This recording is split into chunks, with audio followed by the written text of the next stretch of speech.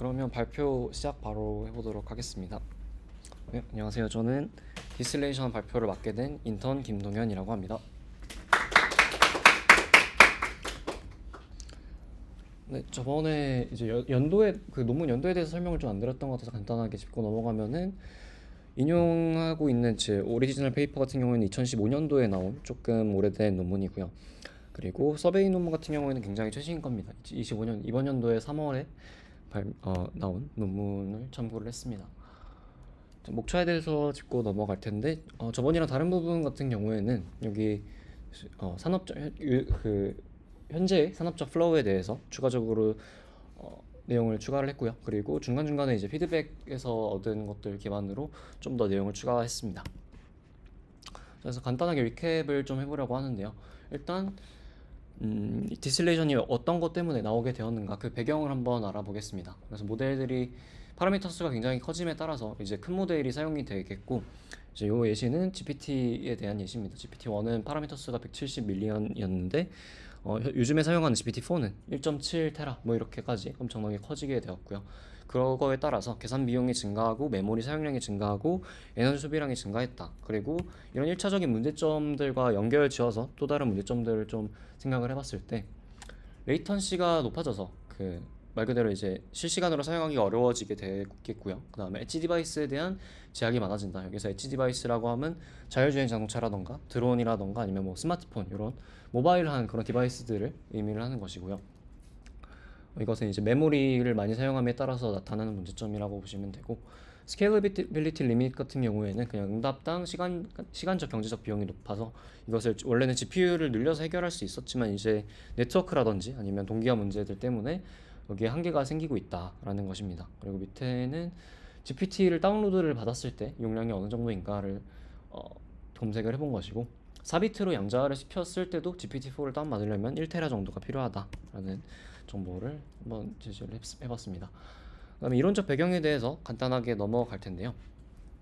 일단 이 오리지널 페이퍼에서 얘기하는 놀리지 디스틸레이션이란 작은 스튜던트 모델이 큰 모델을 따라하게 하는 것이고, 따라하게 하기 때문에 KL 다이버전스라는 이제 로스 펑션을 사용하게 되고, 수식을 보시면은 소프트 타겟과 하드 타겟으로 나누어져서 로스를 각각 처리를 하고 그 비율을 조정을 한다, 이렇게 설명을 드렸었습니다. 그래서 좀 더 간단하게 좀 정리를 해봤는데요. 하드 타겟과 소프트 타겟이 무엇이냐? 하드 타겟은 이제 원하드 인코딩, 우리가 좀 친숙한 0과 1로 이루어진 인코딩이고요. 소프트 타겟은 티처 모델의 아웃풋 디스트리뷰션으로서 확률 분포이다 라고 보시면 되겠습니다. 하드 타겟의 정보는 바이너리 인포메이션이고, 소프트 타겟은 티처 모델의 정답 패턴을 나타나는 것이고요.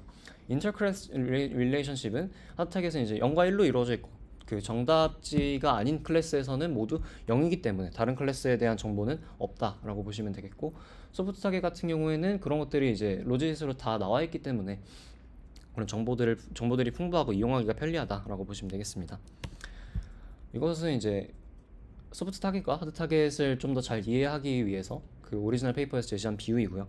BMW 카라는 그 그라운드 트루스 레이블에서 모델이 가비지 트럭이라는 애서를 내놓았을 때와 캐럿이라는 정답을 내놓았을 때 가비지 트럭이 더 높은 이해도를 보였다라고 보시면 되겠고, 이게 소프트 타겟에서 사용하는 이유다라고 보시면 되겠습니다. 그리고 이제 추가적으로 이제 소프트 타겟을 그냥 이용하는 것이 아니라 인위적으로 템퍼레처 값을 높여서 이용을 하게 되는 것인데요. 저기 소프트맥스 디스트리뷰션을 보시면은 t 값이 높아지면 높아질수록 이제 분포가 완만하게 되고, 저 빨간색 그래프를 참고하시면 되겠고, 이렇게 되면은 티처 모델의 답변 패턴을 추출하고 계산을 통해서 이를 반영하기가 유리하다라고 저번에 설명을 드렸었습니다. 수식적인 부분들을 사실 좀 많이 생략을 했고요. 뭐 t제곱이 왜 저 로스 식에 포함이 되느냐에 대해서 좀 설명을 드렸었는데, 뭐 결론만 말씀드리자면은 소프트 타겟에 대한 로스 펑션의 그레디언트 값이 t제곱에 반비례하기 때문에 이것을 인위적으로 t제곱을 곱해줌으로써 하드 타겟의 로스와 스케일을 인위적으로 맞춘 것이다 라고 보시면 되겠습니다. 그래서 이것을 검증하기 위해서 엠니스트를 활용한 프리리미너리 익스페리먼트를 진행했고, 간단하게 보시면은 디스틸레이션을 적용하지 않았을 때는 적용하지 않았을 때와 적용했을 때를 비교해서 에러가 절반 정도 감소했다.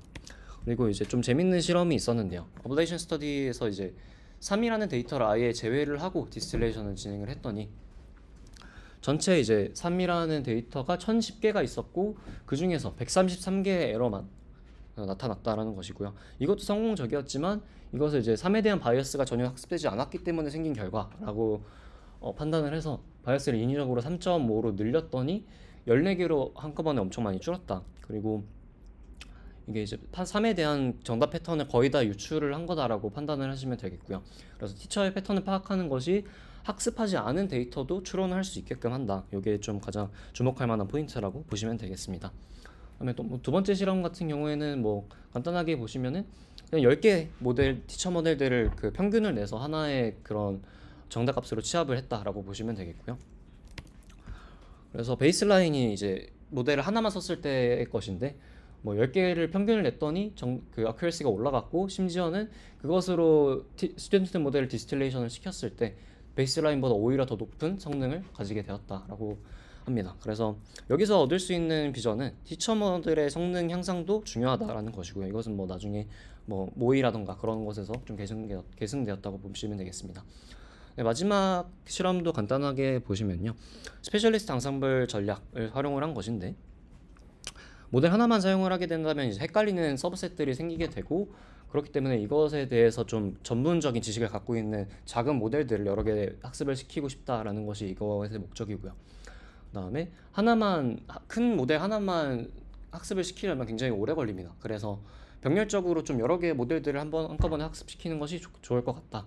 뭐 이런 비전을 가지고 있고 그래서 이제 절반은 그 스페셜한 서브셋에 해당하는 데이터를 학습을 시키고요. 그럼 절반은 그냥 랜덤하게 아무거나 가져와서 학습을 시켜서 스페셜리스트 모델들을 만들어냅니다. 뭐 이거는 실험 조건인데 궁금하신 분들은 따로 보시면 될 것 같습니다.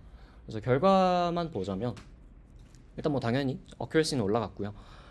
병렬적으로 스페셜리스트 모델들을 학습시킬 수 있기 때문에 그 학습 시간이 굉장히 적다라고 보시면 되겠고 만약에 이제 이런 식으로 전략을 사용을 했음에도 불구하고 어떤 클래스에서 좀 잘 안 먹힌다라고 하면은 그 클래스에 해당하는 스페셜리스트만 재학습을 시켜서 뭐 클래스 단위로 계산을 할 수 있다. 이런 것들이 좀 주목할 만한 포인트인 것 같습니다. 그리고 모델 압축의 개념이랑은 좀 동떨어진 것이고요. 이것은 사실 어떻게 보면 나중에 이런 전략을 활용해서 티처 모델을 구축하는 것이 나오는 것으로 봐서는 이게 디스틸레이션의 원래 목적하고는 사실 그렇게 가까운 것은 아니다라고 보시면 되겠습니다. 이거는 뭐 멀티 티처 방식이라던가 믹처 오브 익스퍼트라는 방식으로도 개선이 되었다. 그리고 뭐 다른 모델 압축 전략하고 비교를 했었죠. 그래서 일단 가장 중요한 포인트는 모델의 성능이 유지되거나 오히려 향상될 수 있다는 거. 이게 제일 주목할 만한 포인트고 그다음에 하드웨어 디펜던시가 낮다. 그러니까 스튜던트 모델과 티처 모델의 그 아키텍처가 다르지 않다라는 것이고요. 그리고 지식이 전이가 될 수 있다는 거. 이게 되게 중요하다고 했었습니다. 그 데이터가 많아서 큰 모델을 학습할 수 있는 도메인에서 데이터가 적어서 큰 모델 학습이 불가능한 그런 도메인으로 지식을 전이시킬 수 있기 때문에 여기서 좀 이점을 얻을 수가 있고 뭐 단점으로는 가격이 비싸다라고 보시면 되겠고요. 제가 이거는 이제 연주님께서 올려준 피드백을 바탕으로 공유를 해주신 논문을 제가 좀 정리를 다시 해봤는데요. 일단 이 논문의 원래의 내용은 그 강화학습하고 다른 전략들을 좀 비교하는 그런 내용들입니다. 그래서 여기에서 디스틸레이션도 언급이 되어 있는데요. 디스틸레이션이 모델의 그 리즈닝 능력도 향상을 시킨다. 그래서 이게 다른 모델 압축 전략들과 좀 차별화된 이점을 가져간다라고 보시면 될 것 같고요. 실험 그 결과를 보시면 여기 검정색이 디스틸레이션한 결과고 뭐 나머지는 뭐 베이스라인이나 뭐 RLVR 사용했고 인스트럭션 튜닝 사용한 결과입니다. 그래서 리스닝 능력이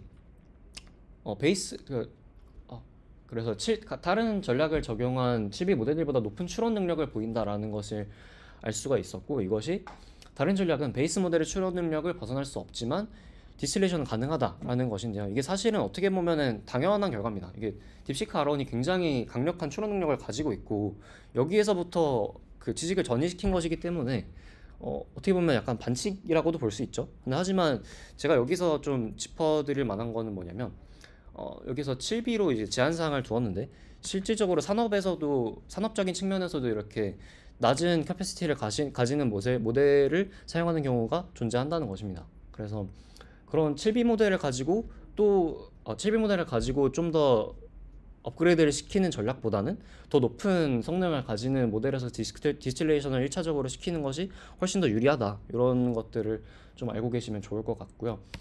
여기에서 추가로 제가 또 조사를 한번 해봤는데 방금 그 실험에서 하나를 더 업그레이드를 시킨 겁니다. 그 실험 한번 그냥 더 한 것이고 이건 블로그 글인데요. 디스틸레이션을 시키고 나서 강화학습을 한 번 더 시킨 겁니다. 그랬더니 이제 어큐러시가 여기 보면은 좀 더 올라간 걸 볼 수가 있죠. 그래서 제가 여기서 또 하나 말씀드리고 싶은 건 뭐냐면 뭐 디스틸레이션이 제일 좋다, 뭐 또는 강화학습이 제일 좋다 이런 것들이 이제 중요한 게 아니라 어떤 식으로 섞어서 어큐러시를 올리고 성능을 올릴지가 앞으로 중요해질 것이다. 이런 거를 좀 알고 계시면 좋을 것 같아서 넣어봤습니다. 자, 그 다음에 이번에도 이제 리캡인데요. 메소드를 제가 저번에 좀 정리를 했었는데 이번에는 굉장히 간단하게 넘어가도록 하겠고 저번 시간에 제가 모달리티를 좀 다루겠다라고 했는데 뭐 추가하려다가 보니까 뭐 시간도 사실 많이 없고요. 별 내용이 없는 것 같아서 요거는 아쉽지만 포함을 시키진 않았습니다. 그래서 간단하게 좀 쭉쭉 넘어가자면 디스틸레이션은 이제 소스와 스킴, 알고리즘 이렇게 세 가지로 저희가 메소드를 구분을 했고요. 뭐 소스 같은 경우에는 피처 베이스드, 시뮬러리티 베이스드, 로직 베이스드 이렇게 세 가지가 나누어져 있고 로직 베이스드는 최종의 로직 형태 예측값을 모방을 하는 것이고 피처는 피처 레이어에서 그대로 그 값을 추출해서 사용하는 것이고요. 시뮬러리티는 어떤 패턴 값 자체를 계산을 해서 그걸 가지고 추출을 하는 것이라고 보면 되겠습니다. 그리고 스킴 같은 거는 오프라인, 온라인, 셀프 이렇게 세 가지로 구분이 되어 있고요. 오프라인은 투 스테이지로서 그 티처를 학습한 다음에 프리즈를 시키고 이 상태로 이제 티처를 변경하지 않고 디스틸레이션을 진행을 한다. 그리고 온라인은 티처를 학습을 하면서 스튜던트를 동시에 디스틸레이션을 하는 싱글 스테이지 전략이고요. 그럼 셀프는 사실은 오프라인, 온라인과는 약간 다른 범주라고 저번에 설명을 드렸었는데 자기 자신을 모방을 하는 자기 자신을 모방을 한다라고 보시면 되겠습니다. 그리고 알고리즘에 대해서도 간략하게 설명을 드리고 넘어가겠습니다. 어텐션 베이스드는 뭐 어디에 집중하는가 요거에 대해서 학습을 하는 것이고요. 어드버서리얼은 겟-라이크 스트럭처라고 해서 티처와 스튜던트를 디스크리미네이터가 구별하지 못하는 방향으로 학습을 시키는 것이고 멀티 티처 같은 경우에는 뭐 어쨌든 여러 가지 티처를 사용을 해서 얘네들을 하나로 취합을 한다라고 보시면 되겠고 또 하나 짚을 점은 이제 스튜던트를 여러 개 모아서 티처처럼 사용을 할 수도 있다는 거. 그리고 크로스 모달은 말 그대로 이제 서로 다른 모달리티를 갖는 모델들 간에 디스틸레이션을 적용한 것이고 그래프 베이스드는 뭐 그래프 형태로 변형을 해서 디스틸레이션 하는 것이고요. 어댑티브는 조금 중요한데 디스틸레이션 이제 하이퍼 파라미터 튜닝이 굉장히 민감하다 보니까 이것을 동적으로 조절을 하면서 최적의 하이퍼 파라미터를 찾는 것이 굉장히 중요하다고 합니다. 그래서 이것도 되게 유망한 연구 주제라고 하고요. 콘트라스티브는 뭐 교사와 다른 샘플들 이거를 두 가지를 비교해서 그러니까 티처 모델에 가깝고 다른 샘플들과는 멀도록 이런 방향으로 학습을 시키는 것이라고 합니다. 이렇게 하면은 메소드를 다 정리를 했고요. 사실은 뭐 추가적인 뭐 최신 논문들이나 그런 것에서 메소드를 좀 더 디테일하게 다뤄볼까 했는데 뭐 사실 시간이 좀 많이 없었고요. 그리고 그것과 더불어서 디셀레이션이 사실은 연구할 때 좀 굉장히 어떻게 보면 엔지니어링적인 분야이기 때문에 뭐 메소드라고 하면은 이제 좀 수학적인 것들이 좀 많기도 하고 그래서 이제 그거를 보는 것보다는 산업적인 측면을 보는 게 훨씬 더 흥미롭고 도움이 될 것 같아서 요거에 관련해서만 좀 정리를 해봤습니다. 사실 디스틸레이션이 산업에서 굉장히 많이 사용이 되고 있다고 하는데요. 그 중에서 좀 대표적인 거, 좀 유명할 만한 거 세 가지만 좀 들고 왔습니다. 일단 아마존 알렉사는 그 AI 스피커인데요. 뭐 기가지니 같은 그런 거라고 생각하시면 되고, 뭐 애플 인텔리전스 요거는 뭐 다들 아실 것 같아요. 이거 온디바이스 모델이라서 좀 그거에 온디바이스라는 측면이 좀 재밌어서 들고 온 것이고, 제미나이는 그 2.5 플래시 모델에 대해서 조금 설명을 간략하게 드리려고 합니다. 일단 아마존 알렉사 같은 경우에는 사실은 되게 구닥다리입니다. 성능이 별로 안 좋고, 근데 왜 들고 왔냐면 이제 디스틸레이션을 좀 일찍 적용한 것이기도 하고요. 논문도 좀 잘 나와 있고 무엇보다 굉장히 많이 압축이 됐습니다. 여기 보시면은 9빌리언에서 무려 17밀리언까지 압축을 시켰기 때문에 되게 좀 신기하다고 해서 제가 들고 왔고, 여기서 사용되는 게 로직 뭐 베이스드 전략이나 피처 베이스드 전략 이거 하나에 국한된 게 아니라 그 두 개를 다 활용을 했다라고 합니다. 그래서 디스틸레이션 이런 식으로 전략이 잡혀 있고, 여기도 눈여겨볼 만한 점인데 오류가 10%가 증가했습니다. 뭐 9밀리언에서 17밀리언까지 엄청나게 많이 줄였기 때문에 어쩔 수 없는 결과이긴 한데 이것을 왜 그러면은 오류가 이렇게 증가를 했는데 이런 식으로 사용을 하냐? 레이턴시가 줄었기 때문에 실제 사용자들의 불만율이 감소했다고 합니다. 이건 되게 산업적인 분야에서 좀 눈여겨볼 만한 것이고 우리가 보통 연구단에서는 오류 그러니까 어큐러시에 관련해서 되게 민감하게 반응하는 경우가 많은데 실제 산업에 이런 모델들을 적용을 하고 서비스를 하려고 할 때는 레이턴시 같은 게 굉장히 생각보다 중요하다라는 것을 설명드리고 싶었습니다. 그리고 뭐 참고로 저는 이게 찾아보면서 당연히 온디바이스일 줄 알았는데 네트워크가 필요하다고 합니다. 그래서 저는 이제 17밀리언 모델을 뭐 다운받아서 사용하는 형태일 줄 알았는데 뭐 그렇지는 않았다. 아마 3년 전 거라서 그런 것일 것 같기도 하고요. 뭐 다음으로 넘어가자면 뭐 애플 인텔리전스 요거는 이제 뭐 최근에 약간 이슈가 되고 있죠. 이거는 이제 어떤 식으로 만들어진 것이냐면 일단 MOE 모의를 이용을 해서 멀티 티처 방식의 디스틸레이션을 적용했다라고 제가 설명을 써놨는데 그 MOE 방식이 이제 티처 모델을 만드는 방식이라고 보시면 되겠고 그 MOE로 만든 그 어떤 티처 모델을 통해서 스튜던트 모델을 만든 것이 애플 인텔리전스 모델이라고 생각하시면 될 것 같습니다. 그래서 이것은 온디바이스 방식이라서 네트워크가 필요 없다고 하고요. 디스틸레이션 말고도 퀀타이제이션 등을 복합적으로 적용해서 최종적으로는 이제 7GB 정도 용량으로 서비스가 가능하다는 것이고 여기서 또 볼만한 포인트는 그 여러 가지 전략들을 활용을 했다라는 거를 좀 보여드리고 싶습니다. 뭐 MOE 같은 메소드라든지 아니면은 양자화 같은 그런 또 다른 기술이라든지 이런 것들을 앞으로 복합적으로 적용하는 것이 좀 비전이 높다라고 보시면 되겠고 그다음에 제마이니 요거를 제가 들고 왔는데 제미나이죠. 제미나이 2.5 프로랑 2.5 플래시를 동시에 출시를 했는데 일단 2.5 플래시라는 것은 좀 말 그대로 빠른 그런 모델인 것이고요. 2.5 프로에서 디스틸레이션을 한 것인데 제가 이거를 들고 온 이유는 이거 때문입니다. 1.5 프로보다 높은 성능을 보장하면서 레이턴시는 낮췄다. 그러니까 디스틸레이션이라는 기술이 종합적으로 어떤 모델의 성능을 높일 수 있다는 게 굉장히 좀 좋은 포인트인 것 같아서 들고 왔습니다. 그래서 지금 산업적인 플로우는 이렇고요. 그 다음에 우리가 이제 해결해야 될 챌린지는 어떻게 될 것이냐 이거를 다시 한번 정리를 해보자면 일단 여전히 티처 모델과 스튜던트 모델의 캐퍼시티 갭이 크다라는 것이 문제가 될 것이고 이것 때문에 인포메이션에 대한 로스가 생길 수도 있다라는 것이고요. 그 다음에 비싸다. 그리고 크로스 모달 방식을 사용을 하고 싶은데 이게 아키텍처 맞추는 게 어렵다라는 것이 있고 하이퍼 파라미터 튜닝에 민감해서 뭐 논문마다 하이퍼 파라미터가 하이퍼 파라미터가 다 다르다고 해요. 같은 메소드를 사용을 한다고 해도 뭐 이런 것들도 있고요. 그다음에 이발루에이션 매트릭이 모호해서 성능 평가가 어렵다. 이거 저번에 이제 피드백으로 나왔었던 것인데 제가 또 이거에 대해서 또 추가적으로 좀 조사를 해봤습니다. 이게 사실은 그 서베이 논문에 그냥 저 내용이 나와 있어서 그대로 넣었었고 그 이전 발표에서는 막 디테일하게 찾아보진 않았었는데요. 새롭게 찾아보니까 여기에서 그 이발루에이션이 어렵다라고 하는 게 벤치마크가 없다는 것을 의미하는 게 아니라고 합니다. 이게 세부적인 이유를 좀 보자면 이제 디스틸레이션은 굉장히 다양한 곳에서 활용이 되고 있고요.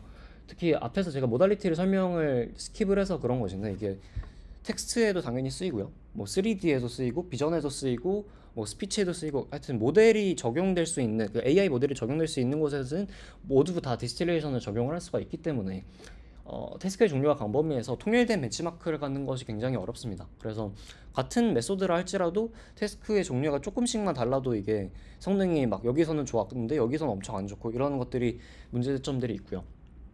그리고 좀 부가적인 것들로 아까 말씀드렸다시피 베스트 하이퍼 파라미터가 천차만별이라서 이거를 뭐 하나의 메소드에 대한 그 어떤 하이퍼 파라미터를 하나로 정해서 뭔가 비교하고 정리하기가 굉장히 힘들다라고 보시면 되고 이런 문제점들 때문에 공개 리더보드가 굉장히 드뭅니다. 그리고 생기고는 있으나 태스크별로 흩어져 있고 최대한 그 비슷한 태스크끼리 묶어서 리더보드를 만들자라는 노력이 존재하긴 하지만 그것도 어쨌든 이제 태스크에 한정된 리더보드라고 보시면 되고 태스크별로 묶기도 굉장히 힘들다고 합니다. 그 다음에 두 번째 이유가 또 있는데 사실 저는 요거를 좀 더 메인으로 보고 있고요. 좀 더 직관적이기도 하고요. 어큐러시하고 모델을 얼만큼 압축하느냐 하고 이 사이의 트레이드오프가 굉장히 주관적입니다. 예시를 보시면은 A라는 메소드는 어큐러시가 0.2%만 떨어지는데 모델 압축은 3배만 가능하고요. B라는 메소드는 어큐러시가 0.8%가 떨어지는데 모델 압축을 4배 정도 할 수 있습니다. 이거 여러분이라면 둘 중에 뭐 하나를 명확하게 정하기가 아마 힘드실 건데요. 뭐 어떤 분야에서는 어큐러시가 더 중요할 수도 있고 어떤 분야에서는 모델을 많이 압축시켜서 레이턴시를 낮추는 것이 더 이득일 수도 있습니다. 그래서 뭐 하나가 좋은 메소드다라고 하는 게 굉장히 어렵다고 하고요. 뭐 실제로 이 두 가지를 다 고려하는 매트릭이 존재하기는 하나 그것도 어떤 누군가가 주관적으로 정해놓은 것이고 그 매트릭에서 가장 뭐 성능이 높다라는 전략을 사용을 할지라도 뭐 어떤 분야에서는 또 그게 안 맞을 수도 있는 것이라서 이거는 이런 문제점들이 있습니다. 그리고 피처 디렉션에 대해서 이어서 설명을 해보자면 일단 뭐 어댑티브 같은 경우에는 하이퍼 파라미터를 동적으로 조정을 해서 용량 격차를 완화시키는 것이고 그다음에 온 디바이스 크기를 압축하는 거 이렇게까지 일단 보면 되는데 온 디바이스에 대해서도 저번에 얘기가 나왔어서 추가적으로 조사를 해봤습니다. 그래서 온 디바이스 기술이 왜 중요한가를 보면은 일단 현재는 이제 클라우드 방식으로 서비스가 되고 있죠. 근데 이제 요거는 레이턴시를 줄이는 데 한계점이 분명하게 존재합니다. 네트워크가 어쨌든 중간에 껴있기 때문에. 그래서 실시간 처리가 중요한 분야는 온디바이스 모델이 무조건 필요하게 되고 뭐 음성 인식이라던가 뭐 음성 번역 이런 것들에서는 레이턴시가 중요하기 때문에 온디바이스 기술이 좀 앞으로 적용될 예정이고요. 그다음에 요거는 현재 적용된 좀 재밌는 예시라서 갖고 왔는데 혹시 뭐 게임에 관심이 좀 많으신 분들은 요거를 아마 아실 텐데요. 이게 어떤 거냐면 프레임 퍼 세컨드라고 하죠. FPS 게임을 하면서 이제 쉽게 말해서 화질을 AI가 높여주는 그런 툴인데요. 이것은 이제 서버에서 왔다 갔다 하는 것이 아니라 로컬에 있는 GPU 자원을 이용을 해서 AI를 가동을 시킨다고 합니다. 그래서 이런 실시간 처리가 중요한 것들은 온디바이스 기술이 이미 적용이 조금씩 되고 있다라고 말씀드리고 싶고 그다음에 네트워크 사용이 강제된다는 사실 자체가 굉장히 중요하다고 봅니다. 자율주행 자동차라던가 이런 드론 같은 것들은 네트워크를 이용해서 하기가 힘들기도 하고요. 네트워크가 없는 상황에서 저 기술들이 이용이 돼야 되기 때문에 네트워크 없는 온디바이스 기술이 중요하다라고 보시면 되겠고 그다음에 자 이것은 뭐 추가 비용이 발생한다라는 것을 제가 또 적어놨는데 일단 클라우드 서비스를 제공을 하려면 모델 가동할 때 GPU를 사용해야 되고 GPU에 대한 유지 보수뿐만 아니라 에너지 이슈가 굉장히 크게 작용합니다. 그래서 요거는 제가 뉴스 뭐 언론 비즈니스 에너지 UK라는 언론에서 인터넷 뉴스를 하나 갖고 왔는데요. 챗GPT가 얼만큼 에너지를 사용을 하느냐 이게 좀 재미있어서 좀 정리를 해서 갖고 왔습니다. 그래서 여기 보시면은 하루에 챗GPT를 서비스를 하는 전기의 양이 스마트폰 800만 개를 충전할 수 있는 양이면서 엠파이어 스테이트 빌딩을 540일 동안 가동할 수 있는 양이라고 합니다. 그리고 이제 챗GPT 서버를 가동할 때 물도 많이 사용이 되는데요. 이거는 이제 서버를 냉각시키기 위한 것이고 이거를 좀 비교를 해봤더니 욕조를 97만 8천 개를 채울 수 있을 만큼의 물이 하루에 사용이 되고 그다음에 변기를 무려 2억 4천만 번 내릴 수 있을 만큼 물이 사용이 된다고 합니다. 그다음에 이제 한 달에 얼만큼 사용이 되느냐 이것도 제가 가져와 봤는데 전기는 이제 뉴욕의 타임스퀘어 빌보드가 있죠. 그거를 20년 동안 가동시킬 수 있을 만한 전기를 한 달에 사용을 한다고 하고요. 그다음에 전기차를 33만 2천 대를 충전할 수 있을 만큼 전기가 사용이 됩니다. 그리고 물 같은 경우에는 이건 굉장히 재미있는 포인트가 있는데 일단 올림픽 규격에 맞는 수영장을 1780개를 채울 수 있을 만한 물이 사용이 되고 그리고 이제 지구상에 있는 모든 사람들한테 물 2컵씩 나눠줄 수 있을 만한 물이 사용이 된다고 합니다. 그래서 이런 것들이 뭐 어떻게 보면 저희 연구하고 크게 관련이 없을 수는 있죠. 이게 어떻게 보면 되게 굉장히 엔지니어링적인 측면이기 때문에 그렇지만 이게 어쨌든 이런 비용들을 이제 챗GPT만 사용하는 것이 아니라 다른 모델들도 서비스를 하려면 사용이 돼야 되는 것이고 이 에너지나 물 소비가 굉장히 좀 문제가 커지고 있기 때문에 이런 것들에 대해서 비전을 좀 갖고 있으면은 뭐 언젠가 도움이 되지 않을까 싶어서 공유를 해봤습니다. 나머지 피처 디렉션들을 좀 더 정리하면서 마무리를 짓자면 일단 앞으로는 데이터를 완전히 사용하지 않는 디스틸레이션 전략이 활용이 될 것이고요. 그다음에 멀티모달 데이터를 통합적으로 정렬하는 프레임워크가 정립이 돼야 될 것이고, 그다음에 정확도, 성능뿐만 아니라 로버스트네스까지 함께 전이를 시키는 전략, 그리고 아까도 쭉 설명을 드렸지만 전력 소비 또는 뭐 레이턴시 문제, 이런 하드웨어적인 측면에서도 앞으로 고려를 해야 된다라고 합니다. 여기까지 발표 마치도록 하고, 네, Q&A 받도록 하겠습니다.